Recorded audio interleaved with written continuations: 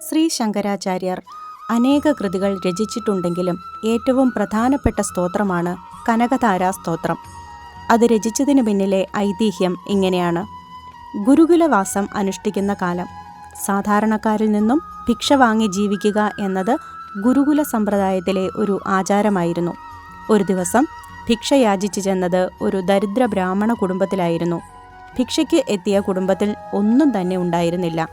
ഭിക്ഷയ്ക്ക് എത്തിയ ശങ്കരനെ കണ്ട് നിരാശയായ ബ്രാഹ്മണ സ്ത്രീ നല്ല വാക്കുകളാൽ സ്വാഗതം ചെയ്ത് ഉപചരിച്ചിരുത്തി.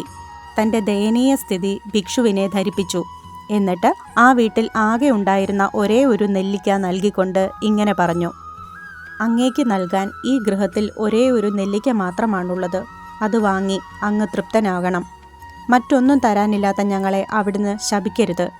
ആ സ്ത്രീയുടെ ആതിഥ്യ മര്യാദയിലും അവരുടെ സുവചനങ്ങളിലും സന്തുഷ്ടനായ ശ്രീശങ്കരൻ സസന്തോഷം ആ നെല്ലിക്ക സ്വീകരിച്ചു.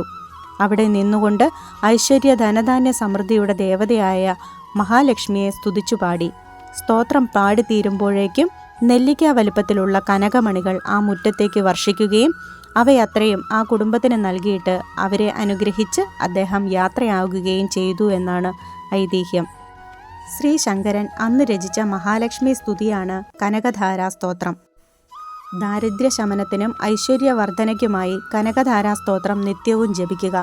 ശങ്കരാചാര്യർ സ്തോത്രാന്ത്യത്തിൽ പറയുന്നത് ഇങ്ങനെയാണ്: വേദസ്വരൂപിണിയും ത്രിഭുവന മാതാവുമായ മഹാലക്ഷ്മിയെ ഈ സ്തോത്രങ്ങളാൽ നിത്യേന മുടങ്ങാതെ സ്തുതിക്കുകയാണെങ്കിൽ ജന്മം തോറും ഗുണാധിക്യത്തോടു കൂടിയവരായി ധനധാന്യ ഭാഗ്യാദികളോടു കൂടിയവരായി തീരുന്നതാകുന്നു.